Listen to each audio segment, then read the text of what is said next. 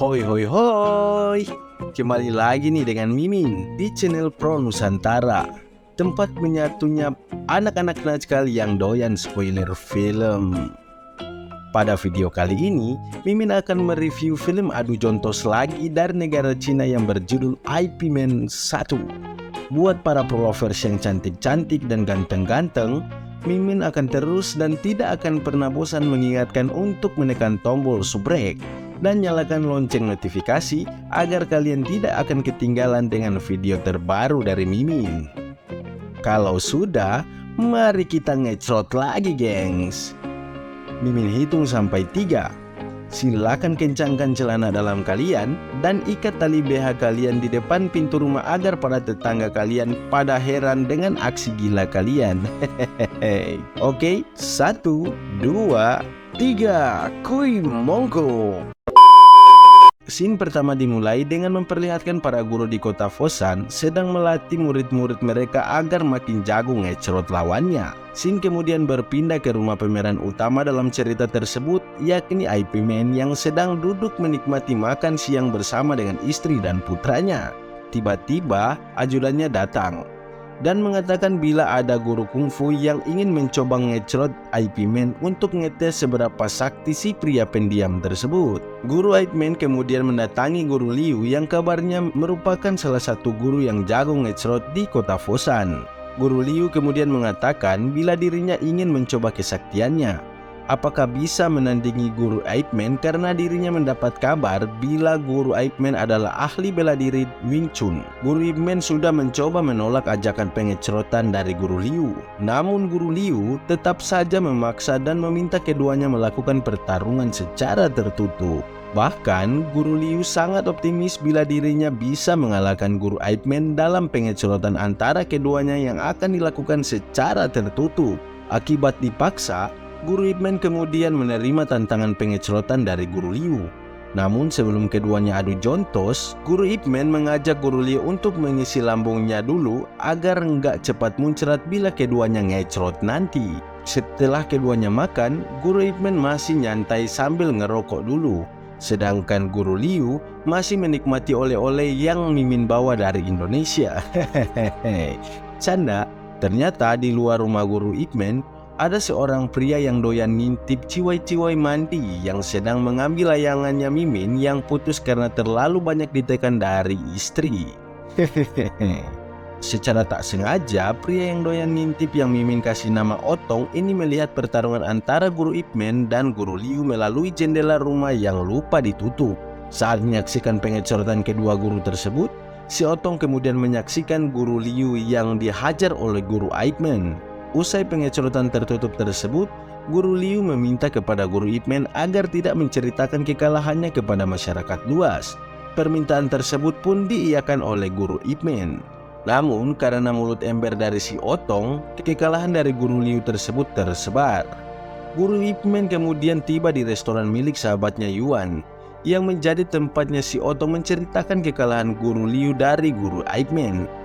Scene kemudian berpindah ke tempat perguruan Guru Liu, di mana sang guru paya itu mendapat kabar bila kekalahannya dari Guru Ip Man telah tersebar ke seluruh kota Foshan. Dirinya pun bergegas ke restoran tersebut dan mencari si Otong. Saat bertemu, guru paya itu memarahi si Otong di depan banyak orang yang membuat kakak si Otong juga ikut memarahinya. Tak puas dengan perlakuan tersebut, si Otong kemudian naik ke lantai 2 untuk mengonfirmasi langsung informasi yang dia sampaikan kepada Guru Ip Man. Guru paya itu kemudian meminta Guru Ip Man untuk menjaga kehormatannya. Yuan kemudian langsung menyeret si Otong keluar dan mempermalukannya dengan cara melucuti celananya si Otong hingga burung kakak tuanya terlihat sedang mengepakkan sayap yang membuat semua orang di tempat tersebut tertawa. Melihat keributan tersebut, polisi pura-pura bernama Li Zhao datang ke tempat tersebut dan meminta agar jangan membuat onar di wilayah hukumnya. Scene kemudian berpindah ke perbincangan bisnis antara Guru Ip Man dan Quan, di mana Guru Ip Man meminjamkan modal kepada Quan untuk mendirikan pabrik kapas. Scene kemudian berpindah lagi kepada para berandalan yang mengaku jago kungfu dan mengobrak-abrik seluruh perguruan pengecrotan di kota Foshan. Dan benar saja, saat menantang para guru di kota Fosan, pria yang bernama Jin berhasil mengalahkan mereka. Setelah puas telah mengalahkan seluruh guru pengecrotan di kota tersebut, Jin dan para krucu-krucunya pergi untuk menikmati mie ayam pangsit untuk merayakan kemenangan mereka. Saat sedang menikmati makan siang tersebut, penjual mie pangsit kemudian menyenggol Jin dengan mengatakan, bila jangan senang dulu apabila dirinya belum mengalahkan guru bela diri terkuat di bumi, yakni Guru Ip Man. Mendengarkan perkataan tersebut, Jin langsung tertantang dan pergi menuju ke rumah Guru Ip Man dan mengajaknya untuk melakukan pengecrotan. Namun ajakan tersebut ditolak oleh Guru Ip Man. Malahan Ip Man dikatai bila dirinya merupakan susis alias suami si istri kayak Mimin. Jin juga mengatakan bila dirinya tidak akan menggunakan tangan untuk mengalahkan sang guru terkuat di bumi itu. Akibat perkataan tersebut, istri cantik dan membahana Guru Ip Man naik pitam dan mengizinkan Guru Ip Man untuk bertarung melawan preman sombong tersebut. Polisi pura-pura bernama Li Zhao kemudian datang ke tempat tersebut dan meminta kepada Guru Ip Man agar mengembalikan kehormatan Fosan. Pengecrotan antara si preman Najkal dan Guru Ip Man pun dimulai.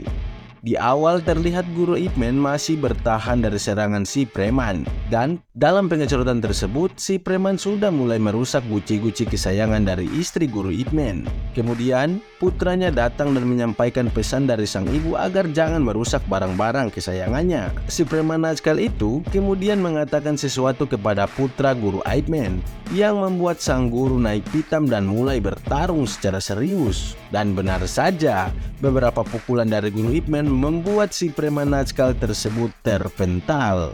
Saat si preman tersebut sudah menggunakan barang tajam, Guru Ip Man hanya menggunakan kemoceng saja. Dan karena terlalu tangguh, Guru Ip Man mampu membuat si preman Najkal tersebut tak berkutik, bahkan menghajar bokongnya menggunakan kemoceng.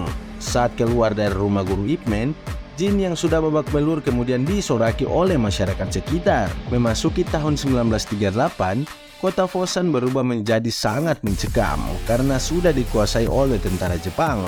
Sedangkan rumah dari Guru Ip Man disita oleh Jepang dan dijadikan sebagai markas mereka. Di era tersebut, Ip Man, sang istri dan putranya jatuh kismin.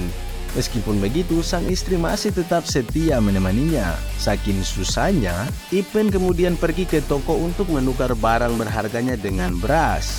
Untuk bertahan hidup di era penjajahan tersebut, Guru Ip Man bahkan sampai ikut dengan masyarakat yang akan dipekerjakan di tambang batu bara. Di sana dirinya bertemu dengan teman lamanya yakni Yuan. Saat keduanya ngobrol, tiba-tiba datang para tentara Jepang yang ditemani oleh polisi pura-pura Li Zhao sebagai penerjemah mereka. Kedatangan mereka untuk mengajak para pekerja yang mau ikut pengecrotan dengan para tentara Jepang, dan bagi yang menang akan mendapatkan beras. Saat itu Yuan memilih untuk ikut, sedangkan Guru Ip Man tidak tertarik. Sesampainya di tempat pengecrotan, terlihat Guru Liu berhasil mengalahkan salah satu tentara Jepang dan dia diberi hadiah beras. Melihat hal tersebut, Jenderal Miura merasa tertantang dan memperlihatkan kehebatannya dengan mengajak bertarung 3 orang sekaligus dari Fosan. Dalam pertarungan tersebut, Yuan ikut bertarung, dan dalam pertarungan tersebut, Jenderal Miura berhasil membuat 3 petarung dari Fosan babak belur. 2 di antaranya kemudian mengakui kekalahan mereka. Namun berbeda dengan Yuan yang makin agresif, bahkan dirinya sampai meludahi Jenderal Miura yang membuatnya dihajar sampai tewas. Keesokan harinya, di pabrik batu bara, Guru Ip Man tidak melihat keberadaan Yuan. Sesaat kemudian, tentara Jepang dan Li Zhao kembali datang dengan tujuan yang sama seperti kemarin. Kali ini, Guru Ip Man ikut. Sesampainya di TKP, Guru Ip Man menyaksikan pertarungan Guru Liu yang berhasil mengalahkan salah satu pasukan Jepang. Namun, Guru Liu kemudian kembali menantang 3 karateka sekaligus. Namun sayangnya, karena dirinya memang merupakan guru yang payah, ia dihajar hingga babak belur dan ia mengaku kalah. Kolonel 1 yang tak terima petarung yang kalah membawa beras yang ia dapatkan dari pertarungan pertamanya, menembak sang guru payah tersebut dan membuatnya metong cuy. Menyaksikan hal tersebut, Guru Ip Man kemudian naik pitam dan langsung masuk ke arena pertarungan dan menantang 10 karateka sekaligus. Dalam pertarungan tersebut, Guru Ip Man menghajar mereka sampai rata. Saat diberikan beras, Guru Ip Man tak mau mengambilnya. dan hanya mengambil beras yang sudah terkena darah dari Guru Liu dan mengantarkan beras tersebut ke keluarga Guru Liu. Menyaksikan kehebatan dari Guru Ip Man, Jenderal Miura kemudian tertarik dan ingin mengajaknya untuk bertarung. Shin kemudian berpindah ke ketua geng Nazca bernama Jin yang kini sudah menjadi tukang begal. Usai merampas mobil, Jin kemudian pergi ke pabrik milik Quan dan meminta uang. Namun saat itu putra dari Quan pergi mengadukannya ke Guru Ip Man. Namun sebelum Guru Ip Man sampai ke TKP, preman Nazca beserta para pengikutnya sudah cus entah kemana. Melihat Guru Ip Man di pabrik, pemilik pabrik kemudian memintanya untuk mengajari mereka Wing Chun agar mereka bisa melawan Jin bila dirinya kembali nanti. Permintaan tersebut kemudian diiyakan oleh Guru Ip Man. Latihan pun dimulai. Shin kemudian berpindah. Saat itu Guru Ip Man sedang bermain dengan anak-anak. Tiba-tiba Kolonel Sato dan Li Zhao datang, di mana Kolonel Sato bermain-main dengan menodongkan senjata kepada putra dari Guru Ip Man. Masih di tempat yang sama, Kolonel Sato yang menengok ke atas, mata keranjangnya mulai meronta-ronta akibat terpesona melihat kecantikan istri Guru Ip Man. Karena sudah terhipnotis dengan kecantikan, Kolonel Sato yang hendak memperkotek wanita cantik tersebut, secara spontan Guru Ip Man menghajar Kolonel Sato dan seluruh anak buahnya hingga tak sadarkan diri. Li Zhao kemudian mengajak Guru Ip Man dan keluarganya untuk mencari tempat persembunyian yang aman bagi mereka. Akibat hal tersebut, Li Zhao dihajar oleh Kolonel Sato yang kecewa karena dirinya tidak melakukan tindakan saat Guru Ip Man menghajarnya dan seluruh anggotanya hingga pingsan. Keesokan harinya, Jin kemudian kembali ke pabrik kapas milik Quan untuk meminta dokats. Namun, karena sudah dilatih oleh Guru Ip Man, mereka melakukan perlawanan sehingga pergulatan antara para pengikut Jin dan para pekerja pabrik tak terelakkan. Di momen tersebut, Guru Ip Man juga datang dan berhasil menghajar Jin hingga dirinya bersama dengan pasukannya pergi dari pabrik tersebut dengan luka memar di bagian telinganya. Shin kemudian beralih, di mana pasukan Jepang yang dipimpin oleh Kolonel Sato pergi ke pabrik kapas untuk mencari Ip Man. Guru Ip Man kemudian datang ke tempat tersebut dan menyerahkan diri. Ia kemudian dipukuli hingga berlutut. Kolonel Sato yang masih sangat marah dengan perlakuan Guru Ip Man kepadanya tempo hari, kemudian bergegas untuk menembaknya. Namun tindakan tersebut dihentikan oleh Jenderal Miura dan meminta Ip Man untuk mengajari mereka keterampilan bela diri Wing Chun. Namun permintaan dari Jenderal Miura ditolak. Malahan Ip Man mengajak sang jenderal untuk bertarung. Sang jenderal kemudian memerintahkan pasukannya untuk menahan Guru Ip Man. Saat dirinya akan dibawa, Guru Ip Man berteriak memberitahu kepada Quan untuk membawa keluarganya pergi meninggalkan kota Foshan. Shin kemudian bergeser, di mana Jenderal Miura datang ke tempat ditahannya Guru Ip Man sambil membawakan makanan, di mana Jenderal Miura menginginkan pengecerotan mereka nanti ditonton oleh orang banyak, sehingga seluruh orang di kota tersebut bisa tahu bila bela diri Jepang lebih hebat dari bela diri Cina. Namun makanan yang dibawa oleh sang jenderal tidak mau dicicipi oleh Guru Ip Man. Pengecerotan terepik di film tersebut pun dimulai. Keduanya saling jual beli pukulan. Rupanya, sang istri dan sahabatnya Quan kembali ke tempat pengecerotan tersebut. Dan benar saja, pada pengecerotan tersebut, Guru Ip Man berhasil menumbangkan Jenderal Miura.